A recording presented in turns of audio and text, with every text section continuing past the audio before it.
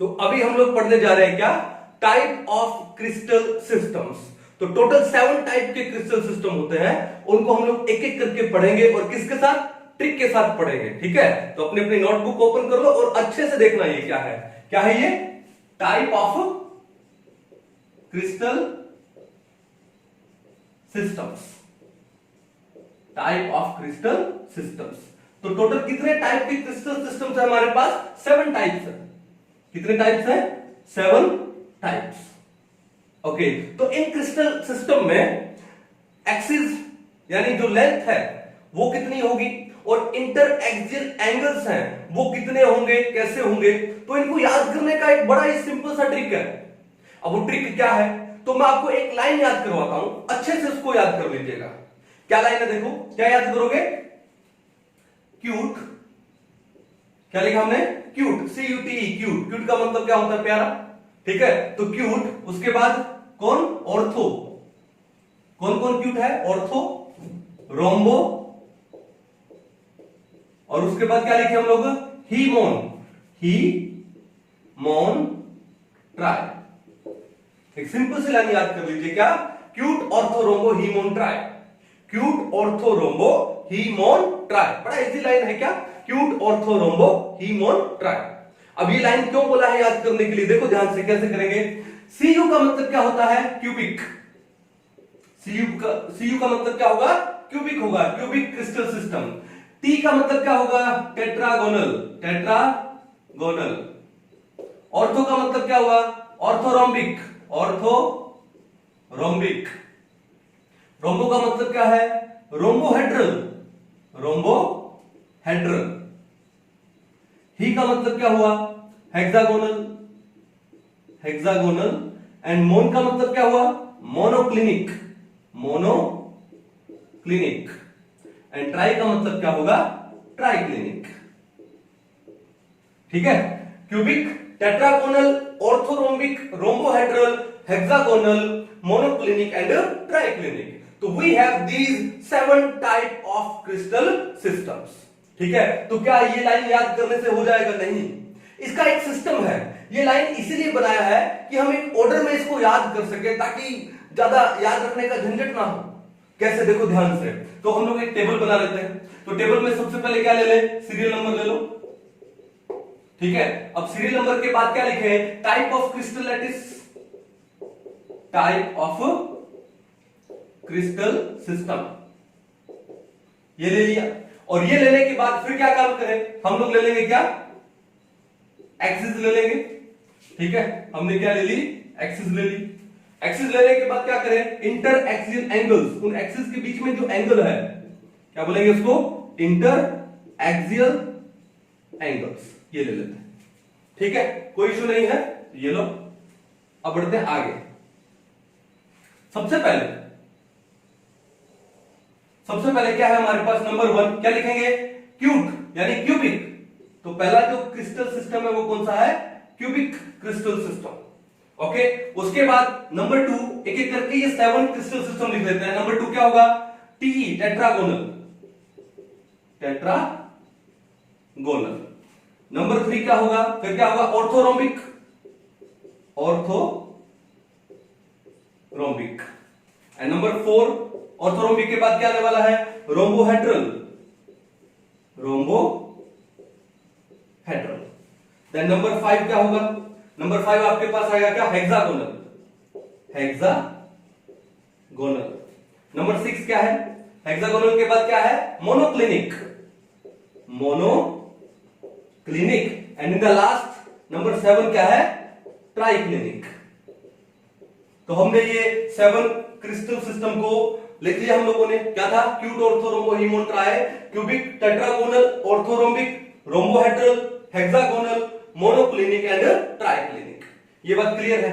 अब देखो एक्सिस, अभी एक्सिस क्या है, हम लोगों ने लेंथ क्या ली, लेंथ हम लोगों ने लेके ली क्या, A, B और C।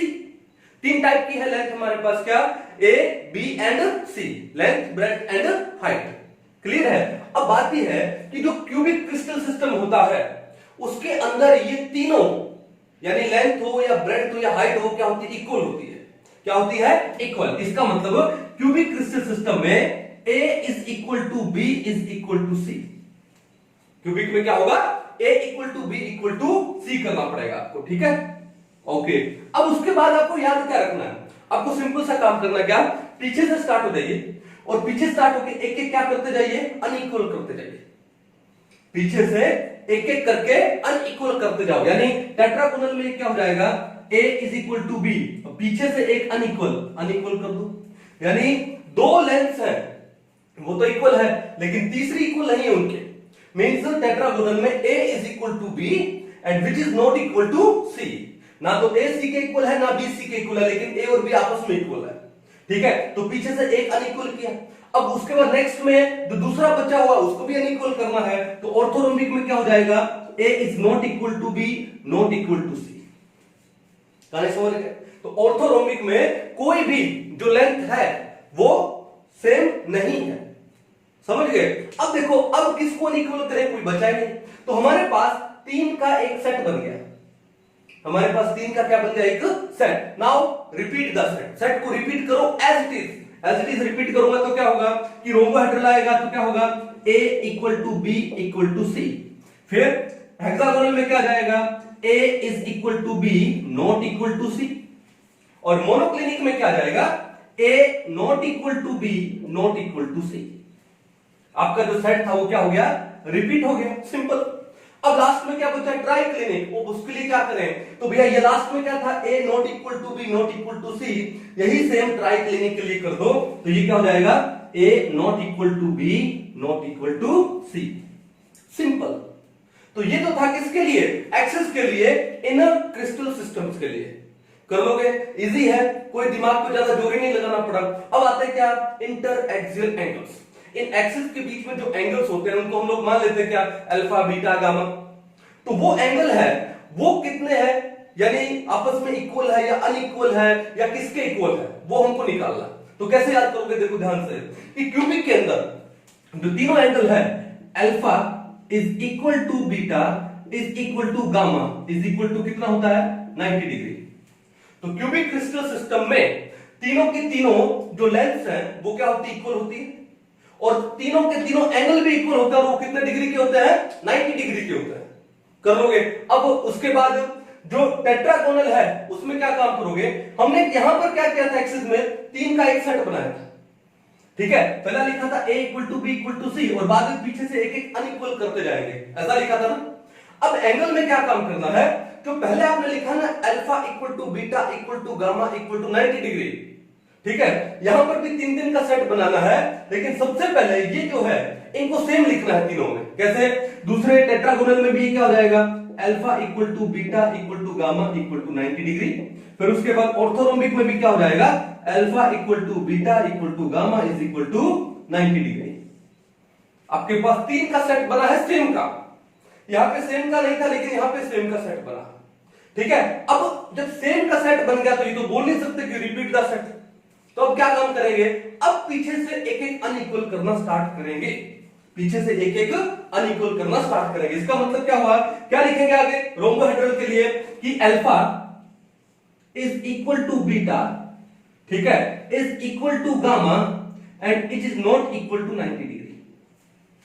Alpha is equal to beta is equal to gamma and that is not equal to 90 degree. यानी तीनों के तीनों एंगल है वो सेम तो है लेकिन वो 90 डिग्री के इक्वल नहीं, ठीक है? किसके लिए? रोम्बोहेड्रल के लिए। अब उसके बाद क्या करेंगे? फिर आएंगे एक और अनइक्वल करेंगे। एक और अनइक्वल करने का मतलब क्या हुआ कि alpha is equal to beta है and not equal to gamma. तो यहां पर क्या काम करना है? यहां पर हमको क्या लिखेंगे? Alpha equal to beta, alpha equal to beta. और ये कितने डिग्री के हो जाएंगे? 90 डिग्री के। यानी दो एंगल सेम है लेकिन तीसरा एंगल सेम नहीं है। अब तीसरा कौन सा बचा? गामा। और यहां पर गामा कितना हो जाता है? 120 डिग्री हो जाता है। कहां पर? हेक्सागोनल पर, ठीक है? यानी एक और अनइक्वल करेंगे, इसका मतलब अल्फा और बीटा तो इक्वल आएगा। तो हमने लिख दिया alpha beta equal to 90 degree और गामा 90 डिग्री नहीं है तो गामा यहां पर कितना होता है? 120 डिग्री होता है। क्लियर है? इसका मतलब दो एंगल सेम किए। अब जो नेक्स्ट आने वाला है कौन सा? मोनोक्लिनिक। मोनोक्लिनिक में अल्फा बीटा इक्वल नहीं होता है, वहां पर क्या होगा? अल्फा और गामा इक्वल होता है। तो मोनोक्लिनिक में क्या होता है, alpha is equal to gamma is equal to 90 degree, और जो बीटा है that is not equal to 90 degree, वो 90 डिग्री के इक्वल नहीं होता। ठीक है, तो पहले में क्या करो, हेक्सागोनल में अल्फा बीटा इक्वल कर दो 90 डिग्री, और उसके बाद जो मोनोक्लिनिक में अल्फा गामा इक्वल कर दो 90 डिग्री, कर लोगे। अब लास्ट में क्या बचा, ट्राइक्लिनिक, और ट्राइक्लिनिक में अब तो कोई ऑप्शन ही नहीं बचा, हमने हमने तीनों भी इक्वल कर लिए, दो भी इक्वल कर लिए, अब सारे के सारे क्या होंगे, अनइक्वल होंगे। तो क्या बचेगा, alpha is not equal to beta not equal to gamma not equal to 90 degree. ठीक है, तो ट्राइक्लिनिक में क्या आया, तीनों के तीनों एंगल आपस में इक्वल नहीं है और 90 डिग्री भी नहीं है। ठीक है, तो बड़ा सा सिंपल सा मेथड था इस पूरे को क्रिस्टल सिस्टम को याद रखने का। अब आपके एग्जाम में कोई भी आए कि भैया आपको ए की वैल्यू दे दी, बी की वैल्यू दे दी, सी की वैल्यू दे दी, आप देखो कि भैया ए बी सी तीनों इक्वल है। ठीक है, अगर तीनों इक्वल हैं तो क्या हो सकता है, क्यूबिक हो सकता है, और कौन सा हो सकता है, रोम्बोहेड्रल हो सकता है। फिर आपको एंगल दे दिए जाए, ठीक है, उस एंगल के हिसाब से देख लो और टाइप ऑफ क्रिस्टल सिस्टम पता कर लो। सिंपल था, कोई इशू नहीं है। अब देखो एक टाइप का क्वेश्चन और भी हो सकता है कि इसमें जो सबसे ज्यादा एसिमेट्रिक क्रिस्टल सिस्टम है, सबसे ज्यादा एसिमेट्रिक कौन है, वो ट्राइक्लिनिक है, क्योंकि ट्राइक्लिनिक में ना तो कोई एक्सिस इक्वल है और ना ही एंगल्स आपस में इक्वल है। तो सबसे ज्यादा जो एसिमेट्री मिलती है वो किसमें मिलती है, ट्राइक्लिनिक में मिलती है। ठीक है, तो क्या ट्रिक आपका, क्यूट ऑर्थो रोम्बो हीमोन ट्राई, क्यूट ऑर्थो रोम्बो हीमोन ट्राई, क्लियर है। अब ये जो 7 क्रिस्टल सिस्टम है, इन 7 क्रिस्टल सिस्टम को फर्दर डिवाइड करते हैं किसमें, यूनिट सेल में, according to the unit cell they are further divided. तो कितने टाइप के यूनिट सेल बनते हैं हमारे पास, 14। क्या बनता है, 14। तो उनको हम लोग क्या बोलते हैं, क्रिस्टल लैटिस बोलते हैं ना, उनको ब्रेवेस लैटिस बोलते हैं। क्या बोलते हैं, ब्रेवेस। एक साइंटिस्ट है BRAVAIS, ब्रेवेस लैटिस। अगर इन क्रिस्टल सिस्टम को फर्दर आगे डिवाइड किया जाए according to their unit cell, according to their type of unit cell, तो हमको कितने लैटिस मिलते हैं, क्रिस्टल लैटिस मिलते हैं 14। और किसने बताया, ब्रेवेस साइंटिस्ट है ब्रेवेस, उन्होंने बताया। तो टोटल ब्रेवेस लैटिस कितने होते हैं, 14 होते हैं। और जो 14 होते हैं वो इन 7 टाइप के ही फर्दर क्या है, सब डिवीजन है। समझ जाओगे। आई होप आपको ये ट्रिक बहुत अच्छे से समझ आया होगा।